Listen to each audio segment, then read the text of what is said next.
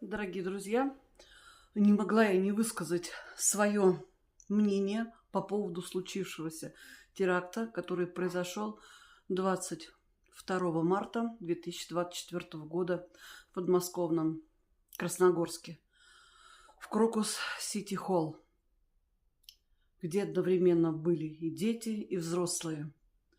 Что произошло, трудно сказать сейчас.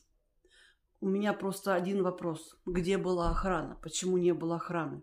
Почему, зная, что какое сейчас у нас время, и будет проходить крупное мероприятие, так бесхалатно произошло то, что произошло? Почему не было у нас каких-то заведениях, в которых совершенно не нужна охрана? Их целый арсенал.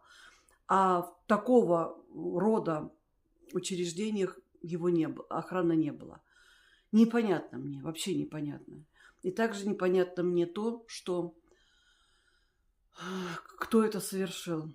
Конечно, сейчас и ИГИЛ будет брать на себя, да, ответственность, что это он сделал, возможно, потому что за Сирию. Возможно, это наши соседи сделали. А возможно, даже есть такие предположения, что это ребята, которых бросили в зоне СВО. А еще есть версия такая, что это как бы пакость нашему президенту за то, что его избрали.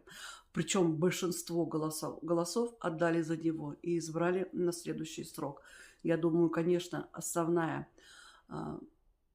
основной процент этого не хотел. Но народ России сделал этот выбор, и это наш выбор. Я тоже голосовала за действующего президента. Первый раз в жизни я вам всегда говорила, что мой голос я никогда не отдавала за него. В этот раз, конечно, он был отдан ему. И сейчас будут по-любому строиться козни. Это такого рода месть. То есть вот таких 4 версии выдвигаются по поводу случившегося.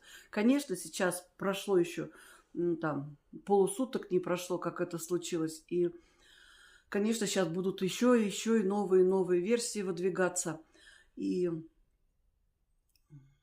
тут уже не важно, в чем причина. Нет, конечно, причина важна, потому что нужно будет на корню задушить то, откуда это зло пошло.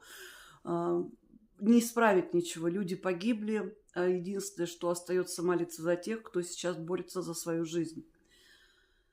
И, конечно, нужно наказать виновного. Да, вы представляете, какая трагедия, вот так, да, так погибли люди. Чья это халатность? Что это? Я не знаю, друзья. Я сегодня только узнала о случившемся, так как я сейчас не очень себя хорошо чувствую. Я стараюсь вечером не смотреть никакие новостные каналы, ничего такое.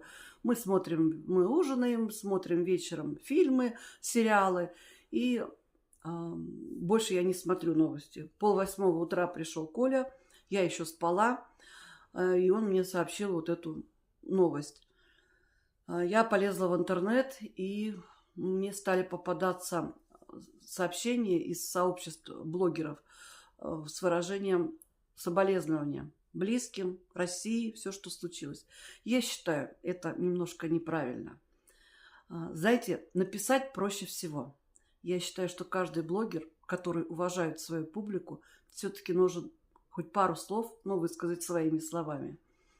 Поэтому я, говорю еще раз, не очень себя хорошо чувствую, но я записываю для вас это видео. Конечно, выражаю слова соболезнования близким, родным, близким, чьи родные погибли, родные, там, знакомые погибли. Вот. Не знаю, что еще добавить, что еще сказать. Конечно, все это ужасно. То Дубровка, помните, Беслан. И такие случаи повторяются и повторяются. И это очень печально. Нам остается только наблюдать за ситуацией и соболезновать.